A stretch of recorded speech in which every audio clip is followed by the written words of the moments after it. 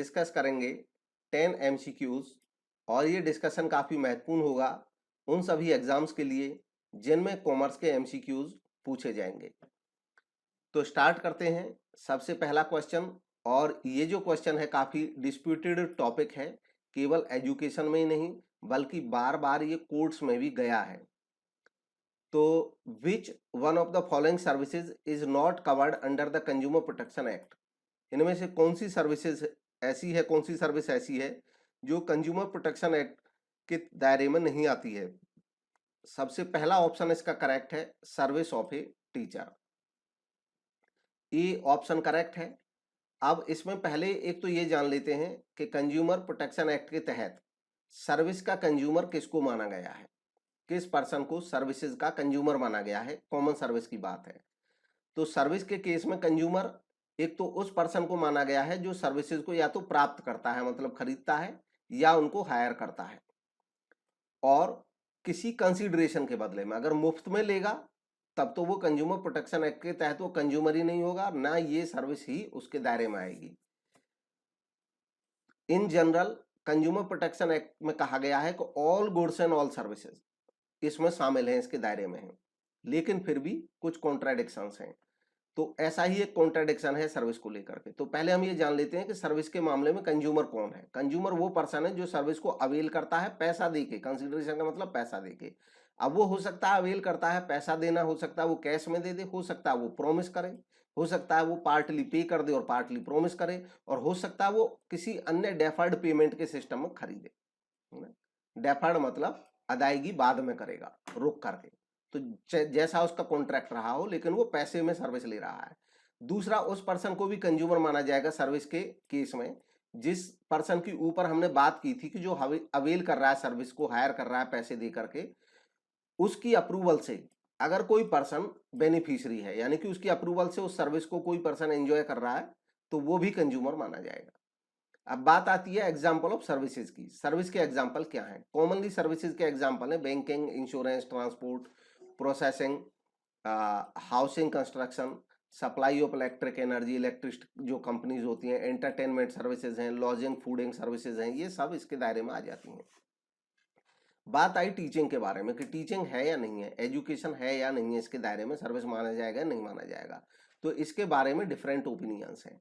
हालांकि consumer protection, ये consumer commissions में एक एनसीडीआरसी जो है नेशनल लेवल का, वो एपेक्स इंस्टीट्यूशन माना जाता है कंज्यूमर प्रोटेक्शन एक्ट के तहत। तो उसकी एक अपने डिसीजन में यह बात निकल करके आई कि जो एजुकेशनल इंस्टीट्यूशंस हैं, स्कूल, कॉलेजेस, यूनिवर्सिटीज, इनको कवर नहीं किया जाएगा provisions of consumer protection act के तहत। तो इसके दायरे में इसका मतलब यह हुआ कि एजुकेशन को यानी कि टीचिंग को नहीं माना जाएगा सर्विस कंज्यूमर प्रोटेक्शन एक्ट के तहत। हालांकि ये एक्सेप्शन एक है कोचिंग इंस्टीट्यूट का। अगर एक कोई कोचिंग इंस्टीट्यूट है तो उसको कंज्यूमर प्रोटेक्शन एक्ट के तहत उसको सर्विस माना जा सकता है। ऐसा ही एक केस साउथ में एक कोचिंग सेंटर में हुआ था, ये कुछ दिनों पहले की बात है। तो जो डिसीजन था वो ये हुआ था, बच्चा फेल हो गया था और साल भर उसने पढ़ाई की थी, तो कोचिंग इंस्टीट्यूट को सारा पैसा उसको रिफंड करना पड़ गया था। हालांकि ये मसला बाद में सुप्रीम कोर्ट में भी गया और उसका कोई डिसीजन शायद अभी तक नहीं हुआ है। ये नहीं, वो अलग मसला था, किसी यूनिवर्सिटी से रिलेटेड था। तो इसके बारे में एज ए कॉमन जनरल हम यही मान सकते हैं कि जो टीचिंग है वो इसके दायरे में अभी तक नहीं है। कोई स्पेसिफिक गाइडलाइन क्लियर कट नहीं है, और जो डिसीजंस हैं वो अभी तक यही बताते हैं कि टीचिंग को कंज्यूमर प्रोटेक्शन एक्ट के तहत नहीं माना गया है, लेकिन जो कोचिंग इंस्टीट्यूट हैं उनको कंज्यूमर प्रोटेक्शन एक्ट के तहत लाया गया है। सेकंड क्वेश्चन है कॉर्पोरेट टैक्स। कॉर्पोरेट टैक्स क्या है? तो इसमें से आप ट्राई करें कौन सा इसका सही जवाब होगा। कॉर्पोरेट टैक्स जो है गिवन टैक्सेस में से जो सही जवाब है इसका है ये डायरेक्ट टैक्स। अब कॉर्पोरेट टैक्स जो है ये इनकम टैक्स होता है कंपनीज के केस में। ये कंपनी की इनकम पे लगता है, जैसे लोगों की इनकम पे इनकम टैक्स लगता है, ठीक वैसे ही इनकम टैक्स ही होता है ये कंपनी की इनकम पे लगता है। लेकिन इसको कंपनी की इनकम पे जो लगता है टैक्स, वो बाकियों से कुछ अलग तरीके का होता है, स्पेसिफिक परसेंटेज इसकी अलग होती है। इसमें कोई ऐसा नहीं होता है लेवल कि 10% लगेगा, कुछ पे 5% लगेगा। इसका एक फिक्स रेट है जो सारी कंपनीज की नेट इनकम पे लगता है। तो इसलिए इसको कॉर्पोरेट टैक्स, प्रचलन है इसका कि कॉर्पोरेट टैक्स बोला जाता है। इसका सही जवाब ऑप्शन सी था। अब कॉर्पोरेट टैक्स एक डायरेक्ट टैक्स है, इसको लेवी किया जाता है नेट प्रॉफिट पे कॉर्पोरेट एंटरप्राइजेस की पे। इसको इम्पोज किया जाता है इनकम टैक्स एक्ट 1961 के तहत। एक स्पेसिफिक रेट निर्धारित होता है और सभी कंपनीज पे उसी से इसको चार्ज किया जाता है। इससे रिलेटेड एक करंट अफेयर्स है, काफी महत्वपूर्ण है। Organisation for economic cooperation and development, OECD, ये प्रेजेंटली काम कर रही है कंसेंसस बनाने के लिए, और ये कंसेंसस यानी कि सहमति बनाने के लिए कि इस्टेब्लिश किया जाए ग्लोबल मिनिमम कॉर्पोरेट टैक्स। दरअसल बहुत सारे कंट्री अपने यहाँ कंपनीज को आकर्षित करने के लिए जो कॉर्पोरेट टैक्स है वो काफी कम कर देते हैं। इससे उन देशों को परेशानी हो जाती है जिनके यहाँ टैक्स का रेट ज्यादा होता है, क्योंकि कंपनी टैक्स हाई जहां पे होता है उन देशों से चली जाती हैं और अपने हेड ऑफिस बना लेती हैं उन देशों में जहां पे टैक्स का रेट काफी लो रहता है। तो इस तरीके से वो टैक्स बचत कर लेती हैं। तो इससे उन देशों को परेशानी हो रही है जिनके यहाँ टैक्स का ये मेन रेवेन्यू है, क्योंकि वो इसको कम भी नहीं कर सकते। तो इस प्रॉब्लम को दूर करने के लिए OECD इस लेवल पे काम कर रहा है कि कम से कम एक मिनिमम कॉर्पोरेट टैक्स रेट तय किया जाए कि भाई इतना तो कम से कम सभी को आपको लेना ही पड़ेगा। इस पे सहमति बनाने की बात चल रही है। तो देखिए ओरिजिनली जो OECD में बात चल रही थी वो थी 12.5% कम से कम इतना रखा जाए टैक्स मिनिमम हर देश में। ज्यादा कोई रख सकता है लेकिन इससे कम नहीं रखेगा ताकि एक लेवल मेंटेन रहे। हालांकि यूनाइटेड स्टेट्स ने अभी जो बाइडन की जो गवर्नमेंट बनी है उसके बाद ये एक वहां का सजेशन आया है, वो नेगोशिएट कर रहे हैं इस मामले में कि उनका प्रपोजल ये है कि कम से कम 21% मिनिमम टैक्स रखा जाए। और इसको लेकर के जो ज्यादातर देश हैं वो हेजिटेंट हैं, ज्यादातर देश चाहते हैं कि इतना मतलब इसको मिनिमम टैक्स नहीं बनाया जा सकता है इसको, क्योंकि कुछ देश ऐसे हैं जिनको फॉरेन इन्वेस्टमेंट की बहुत ज़्यादा नीड है, और उनको फॉरेन इन्वेस्टमेंट की बहुत ज़्यादा नीड है तो वो उसको पूरा करने के लिए, क्योंकि फॉरेन इन्वेस्टमेंट आने से कम उनके यहाँ लोगों को रोजगार मिल जाता है। कई देश ऐसे हैं जो फॉरेन इन्वेस्टमेंट से की वजह से ही 20 से 30% एम्प्लॉयमेंट उन देशों में मिला हुआ है। अगर उनको मिनिमम ये टैक्स रेट 21% करना पड़ गया तो उनके यहाँ से बहुत सारी कंपनीज छोड़ करके चली जाएंगी, जिससे उनके उन देशों में काफी उनके डेवलपमेंट पे असर पड़ेगा। तो ये इस पे ज्यादातर देश तैयार नहीं है। अच्छा, नेक्स्ट है who are the drivers of globalisation. Globalisation के ड्राइवर कौन है इनमें से? तो सही ऑप्शन का चयन करें, कौन हो सकता है ग्लोबलाइजेशन का ड्राइवर। ग्लोबलाइजेशन आप जानते हैं, ग्लोबलाइजेशन एक थिंकिंग होती है, एक व्यू होता है जिसमें कोई देश ये चाहता है कि उनकी जो कंपनीज हैं वो ग्लोबल लेवल पे काम करें। इसी को ग्लोबलाइजेशन कहा जाता है कि हमारे देश की कंपनी भी पूरी इकोनॉमी में काम करें और दूसरे देशों की कंपनीज भी हमारे देश में आकर के काम कर सकें। इसको ग्लोबलाइजेशन कहा जाता है। जो नॉर्मल रूल्स होते हैं वो आसान बनाए जाएं, एंट्री के रूल आसान किए जाएं। तो गिवन जो ऑप्शंस हैं इनमें से सारे ही ऑप्शन सही हैं, ऑल ऑफ द अबव। अब इसके बारे में थोड़ा और डिस्कस कर लेते हैं। डी ऑप्शन सही था, ड्राइवर्स ऑफ ग्लोबलाइजेशन। देखिए ड्राइवर जो वर्ड है इसका मतलब क्या है? यहाँ पे ग्लोबलाइजेशन हम जानते हैं हिंदी में बोलते हैं वैश्वीकरण। तो यानी कि विश्व लेवल पे, वर्ल्ड लेवल पे व्यवसायों को स्थापित करना। मतलब जो व्यावसायिक संस्थान है वो केवल कंट्री लेवल पे, नेशनल लेवल पे ही ना रहे, बल्कि वर्ल्ड लेवल पे ट्रेड बढ़े और वर्ल्ड लेवल पे ही बड़ी संस्थाएं बने, स्थापित हों। ड्राइवर्स हैं इसके, ड्राइवर का मतलब है फैक्टर या रीजन जो प्रभावित करते हैं ग्लोबलाइजेशन को। यानी कि देश जो ग्लोबलाइजेशन की तरफ बढ़ रहे हैं धीरे धीरे, जैसे इंडिया में भी हमने LPG की पॉलिसी अपनाई 1991 में, न्यू इंडस्ट्रियल पॉलिसी के समय। तो उसमें हमारा भी एक मेन फोकस था लिबरलाइजेशन, प्राइवेटाइजेशन के साथ ग्लोबलाइजेशन पे। तो जो ग्लोबलाइजेशन था हमने भी अपनाया हमारे देश में। तो जो ग्लोबलाइजेशन है इसके ड्राइवर क्या हैं, इसके कारण क्या हैं, इसके फैक्टर क्या हैं? एक ही बात है, ड्राइवर, फैक्टर, कारण।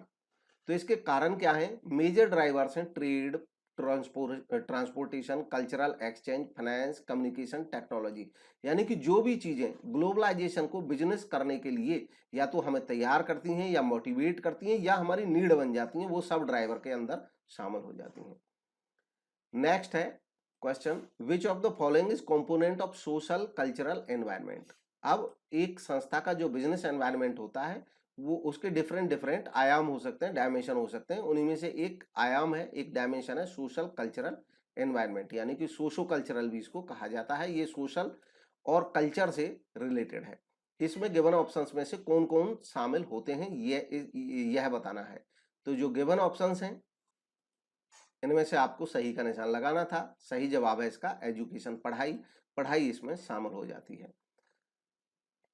तो ऑप्शन ए करेक्ट था। सोशो कल्चरल एनवायरनमेंट में क्या क्या शामिल होता है इसको देखते हैं। सोशो कल्चरल एनवायरनमेंट में शामिल हो जाता है कल्चर, लैंग्वेज, रिलीजन, एजुकेशन का लेवल, कस्टमर्स के preference, attitude of the society, foreign goods और सर्विसेज के खिलाफ, ये सब शामिल हो जाता है सोशो कल्चरल एनवायरनमेंट।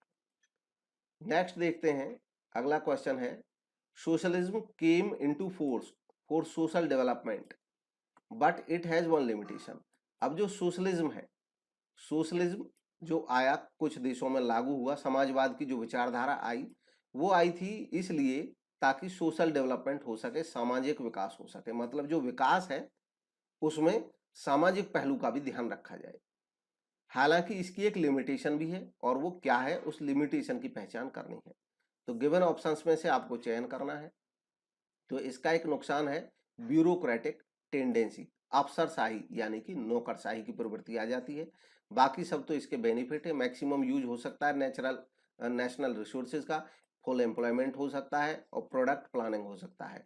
देखिए होता क्या है ये सोशलिज्म, इसको समझने के लिए आपको जानना चाहिए कि सोशलिज्म एक विचारधारा है और इस विचारधारा के बहुत बड़े समर्थक रहे हैं Karl Marx, well known creator of the theory of socialism and communism. इन्होंने एक बुक लिखी famous, a critique of the social economy, और इस बुक में इन्होंने लिखा कैपिटलिज्म, सोशलिज्म और कम्युनिज्म के ऊपर। दरअसल खास तौर पे दुनिया में दो तरह की विचारधाराएं चलती हैं इसको लेकर के, एक तो कैपिटलिज्म पूंजीवादी और दूसरी सोशलिज्म समाजवादी। जो कम्युनिज्म है एक तरह से वो सोशलिज्म जैसी ही है, उसी का पार्ट है, हालांकि दोनों में अंतर होता है, बट मोटे तौर पे ये भी सोशलिज्म जैसी ही है। कैपिटलिज्म क्या है? कैपिटलिज्म मोटे तौर पे ये इकोनॉमिक एंड पॉलिटिकल सिस्टम है मिक्स।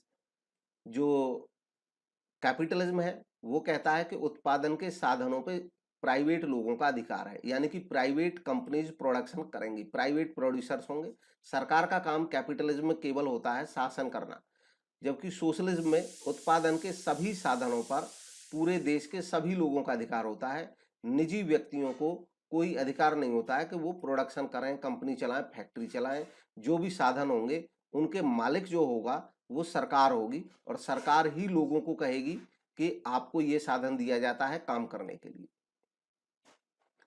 तो ये एक इकोनॉमिक और पॉलिटिकल सिस्टम है। अब ये सिस्टम क्या है? यह सिस्टम इस बात में बिलीव करता है कि जो रिसोर्सेज हैं, जो साधन हैं, ये ऑन होने चाहिए और कंट्रोल होने चाहिए वर्कर्स के द्वारा। अब इसका एक बहुत क्लासिकल एग्जांपल चाइना के मामले मामले में देते हैं। दरअसल चाइना और रशिया ये सोशलिज्म के काफी बड़े समर्थक हैं।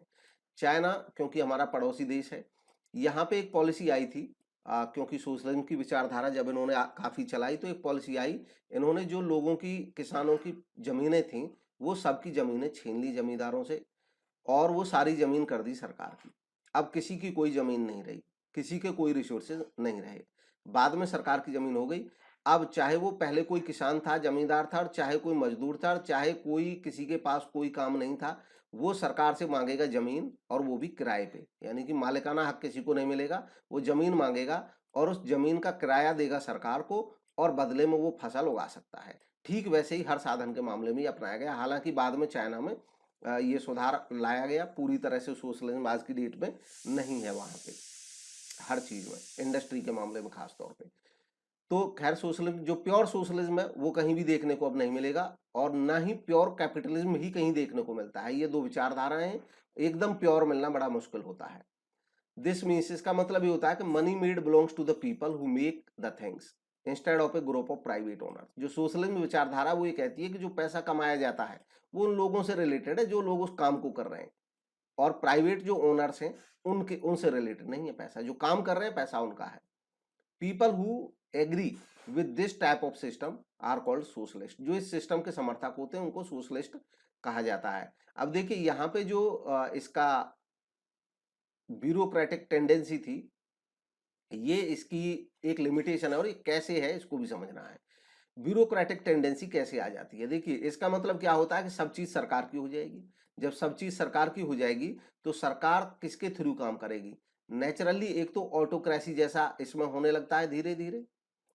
जैसे कि इसका एक एग्जाम्पल है, ऑटोक्रेसी बनने का एग्जाम्पल यहाँ पे नॉर्थ कोरिया।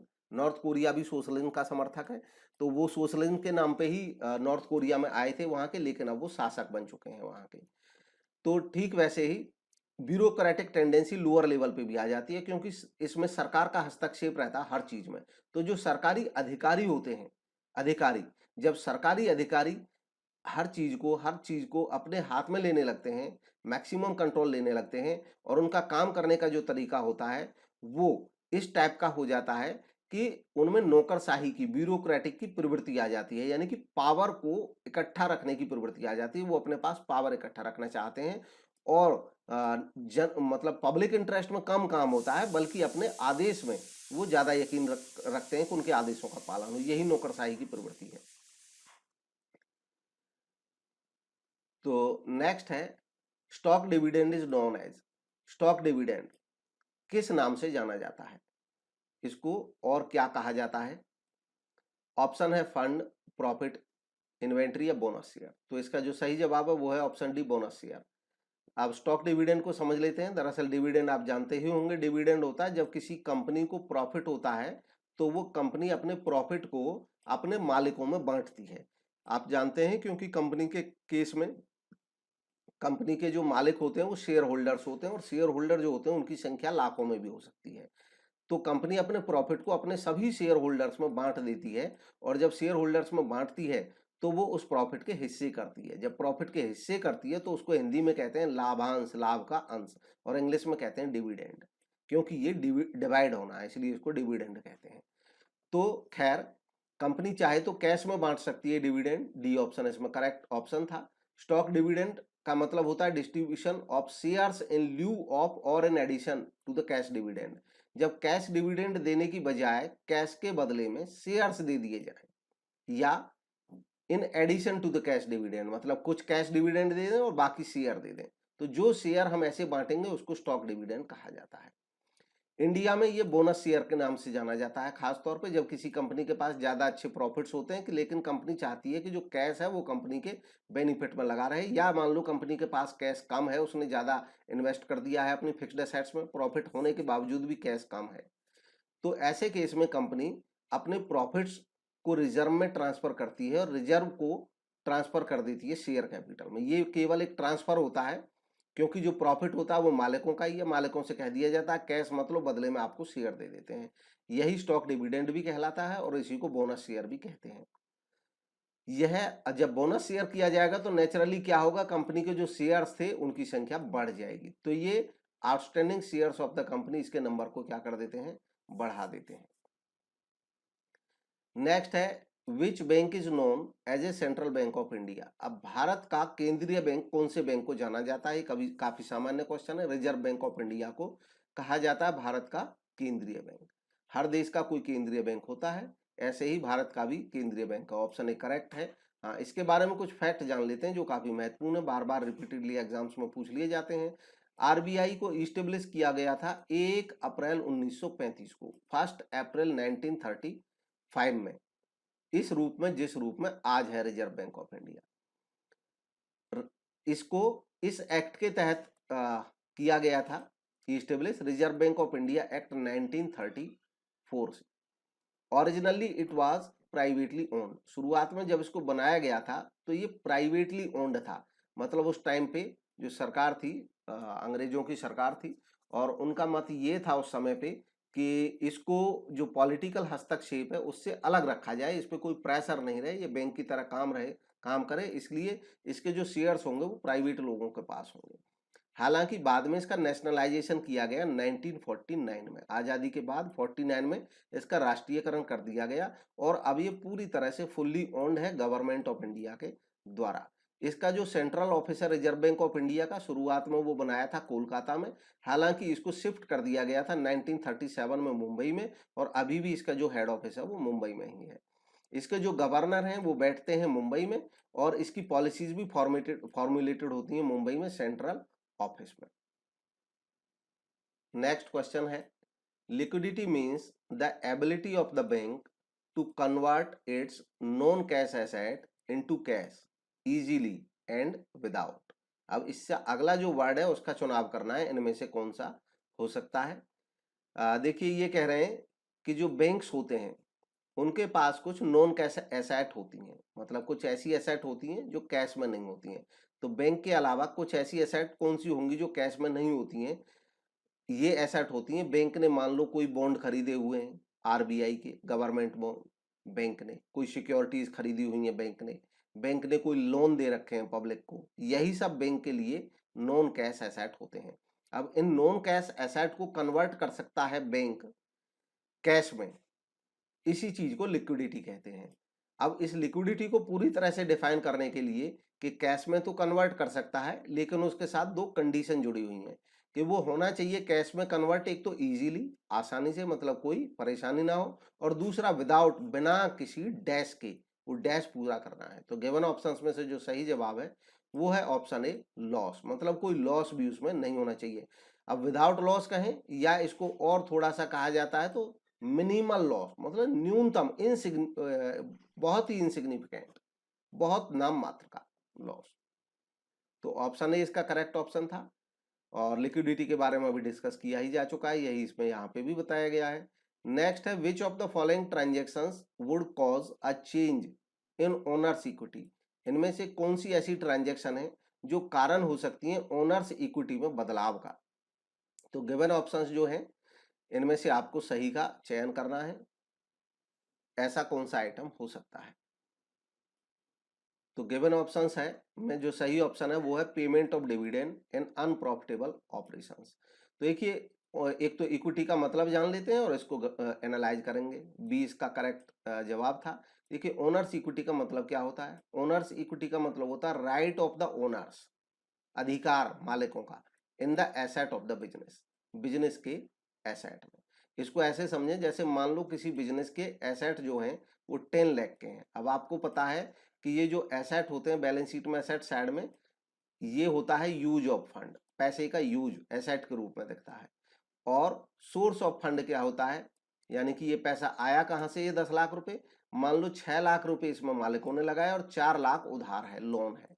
तो देखिए, actually assets are financed by liabilities, some of the assets are financed by equity, owners fund, and some of the assets are financed by loan, यानी कि एक्सटर्नल लायबिलिटी। कुछ बाहरी फंड से invest, ये finance होती है हमारी एसेट। जब हम लोन लेके खरीदते हैं एसेट तो वो बाहरी से फाइनेंस हो गई। जब हम मालिकों के पैसे से खरीदते हैं एसेट तो वो ओनर्स इक्विटी का राइट हो गया। तो ये जो एसेट है 10 लाख, इनमें से 6 लाख की एसेट पे राइट हुआ ओनर्स का, यही इक्विटी कहलाती है।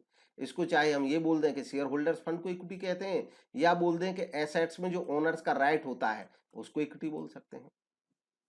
कुल मिलाकर के जो इक्विटी है इसमें वो पैसा आता है जो शेयर होल्डर्स ने लगाया हुआ है, चाहे इक्विटी शेयर हो, चाहे प्रेफरेंस शेयर हो, और चाहे रिजर्व हो। रिजर्व का मतलब जो प्रॉफिट्स बच गए हैं संस्था के पास, रिजर्व एंड सरप्लस। क्योंकि रिजर्व किसका होता है, प्रॉफिट किसका होता है, ओनर्स का होता है। अगर वो बांट दिया जाएगा तो वो रिजर्व समाप्त हो जाएगा, नहीं बांटा जाएगा तो वो यहाँ पे दिखता रहेगा, लेकिन ये रिजर्व होगा मालिक का ही, तो इसलिए ओनर्स इक्विटी का हिस्सा होता है। अब ये क्वेश्चन समझ में आएगा कि पेमेंट ऑफ डिविडेंड, जब डिविडेंड की पेमेंट होगी या अनप्रॉफिटेबल ऑपरेशन हो, यानी कि ऐसे ऑपरेशन हो जिनमें प्रॉफिट ना हो, मतलब लॉस हो जाए, तो ये क्या करेगा, डिक्रीज करेगा ओनर्स की इक्विटी को। देखिए, अगर डिविडेंड का पेमेंट कर देंगे हम, तो डिविडेंड का पेमेंट का करने का मतलब है कि जो रिजर्व है, यानी कि जो प्रॉफिट्स हैं, रिजर्व एंड सरप्लस में प्रॉफिट रहते हैं, वो अब कम हो जाएंगे। जब हम उसको बांट देंगे डिविडेंड के तौर पे, तो ये रिजर्व क्या हो जाएंगे, कम हो जाएंगे। और जब रिजर्व कम हो जाएंगे तो इसका मतलब इक्विटी चेंज हो जाएगी, कम हो जाएगी। ठीक वैसे ही दूसरा ऑप्शन है लॉस का। अगर लॉस होंगे तो हमारे जो पुराने प्रॉफिट्स होते हैं, एक्यूमुलेटेड प्रॉफिट, रिजर्व्स, वो कम हो जाते हैं, क्योंकि जब लॉस होंगे तो लॉस नेचुरली इसके घटाने पड़ते हैं रिजर्व से, तो इससे भी इक्विटी क्या हो जाएगी, कम हो जाएगी। ओनर्स इक्विटी अफेक्ट होती है किन किन चीजों से, प्रॉफिट अर्न करने से बढ़ जाती है, लॉस होने से घट जाती है ओनर्स की इक्विटी, और डिविडेंड होते हैं अगर बांटे जाते हैं तो घट जाती है, इनफ्लो ऑफ इक्विटी, इक्विटी का अगर इनफ्लो हो, इनफ्लो का मतलब होता है इक्विटी का इनफ्लो कब होगा, जब शेयर बिकें या प्रेफरेंस शेयर बिकें तो पैसा आएगा, इनफ्लो होगा इक्विटी का। या विड्रॉल ऑफ इक्विटी, या इक्विटी विड्रॉ कर ली जाए यानी कि बाई बैक ऑफ शेयर हो जाए, इन सब से ये प्रभावित होती है। अब जो बाकी ऑप्शन थे उनको जान लेते हैं कि वो क्यों सही नहीं हो सकते हैं।